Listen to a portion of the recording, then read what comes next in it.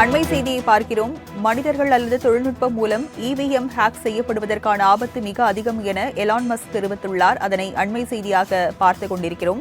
மின்னணு வாக்குப்பதிவு இயந்திரங்களை ஹேக் செய்ய முடியும் என எலான் மஸ்க் கருத்துக்கு ஆதரவாக ராகுல் காந்தி சமூக வலைதளத்தில் பதிவு ஒன்றை இட்டுள்ளார். அதனை அண்மை செய்தியாக பார்க்கிறோம்.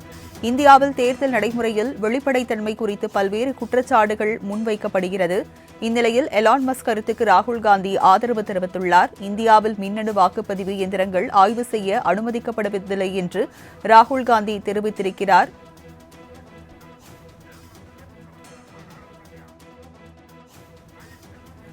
விவரங்களை செய்தியாளர் ராஜேஷ் வழங்க கேட்கலாம். ராஜேஷ், ராகுல் காந்தி சமூக வலைதளத்தில் என்ன கருத்தை வெளியிட்டிருக்கிறார்? விவரங்கள் என்ன?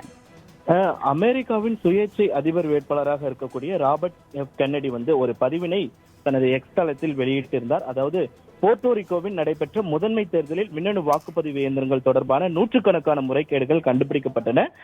அதிர்ஷ்டவசமாக ஆவணங்கள் இருந்ததால் இந்த பிரச்சனை கண்டறியப்பட்டு வாக்கு எண்ணிக்கைகள் திருத்தப்பட்டன என்று அவர் குறிப்பிட்டிருந்தார். அவருடைய கருத்துக்கு மேற்கோள் காட்டும் விதமாக எலன் மாஸ்க் அவர்கள் ஒரு கருத்தினை தனது எக்ஸ் தளத்தில் பதிவிட்டிருந்தார். அதாவது we should eliminate electronic voting machines, the risk of being hacked by humans என்று அவர் குறிப்பிட்டிருந்தார். அதாவது மின்னணு வாக்குப்பதிவு இயந்திரங்களை அகற்ற வேண்டும், மனிதர்களால் அல்லது செய்வ அறிவால் ஹேக் செய்யப்படுவதற்கு ஆபத்து குறைவாக இருந்தாலும் இன்னும் மிக அதிகமாகவே உள்ளது என்று அவர் குறிப்பிட்டிருந்தார்.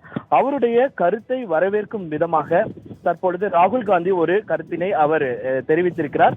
அதாவது அவர் போட்டிருக்கக்கூடிய அந்த ட்விட்டர் எக்ஸ் தளத்தில் அவர் இவிஎம் மிஷின்கள், அதாவது வாக்குப்பதிவு இயந்திரங்கள் என்பது கருப்பு பெட்டியாக இருக்கிறது, இந்திய ஜனநாயகத்திற்கு அது விரோதமாக செயல்படுகிறது. இது குறித்து எந்த விதமான கேள்வி எழுப்பப்பட்டாலும் அதற்கான எந்த ஒரு விடயமும் நமக்கு கிடைக்கப்பெறுவதில்லை.